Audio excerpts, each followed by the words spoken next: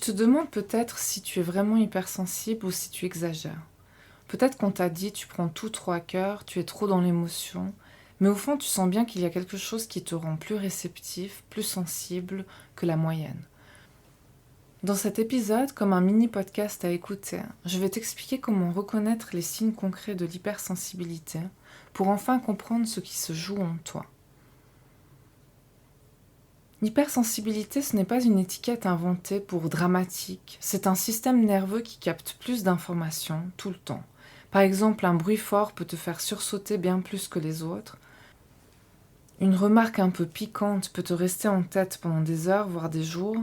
Ou encore aller faire tes courses ou entrer dans un magasin bondé peut devenir épuisant car tu traites toute l'information, les bruits, les odeurs, les gens, la musique de fond, les étiquettes des produits, est-ce que ce produit est bon pour moi, et j'en passe. Parfois c'est ton corps entier qui réagit. Boule au ventre, cœur qui s'accélère, fatigue après une simple conversation. Alors comment faire la différence avec l'émotivité passagère ? Être émotif ne veut pas forcément dire hypersensible. La vraie hypersensibilité se voit surtout quand tu ressens aussi ce qui ne t'appartient pas.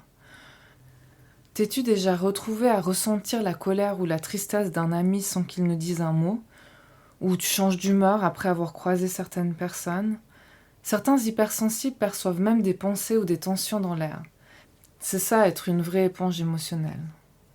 Voici un petit test concret. Pour savoir si tu es hypersensible, observe ces 3 questions.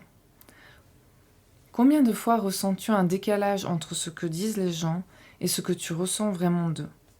Te sens-tu souvent vidé après avoir été dans un groupe ou un lieu bondé ? Est-ce que tu as parfois du mal à faire la différence entre tes propres émotions et celles des autres ? Prends un moment pour noter en commentaire tes réponses ou écris-les dans un carnet ou ton téléphone. Ces petits signes confirment souvent que ton système est plus réceptif que la moyenne. Si tu veux aller plus loin et ne plus subir cette hypersensibilité, j'ai créé un accompagnement complet sur 21 jours pour t'aider à mieux te comprendre, te protéger, transformer ta sensibilité en force grâce à des outils pratiques, énergétiques et de guérison. Le lien est juste sous cet épisode. Pense à t'abonner pour recevoir chaque semaine d'autres clés concrètes pour mieux vivre ta sensibilité. Et rappelle-toi, comprendre, c'est déjà commencer à se libérer.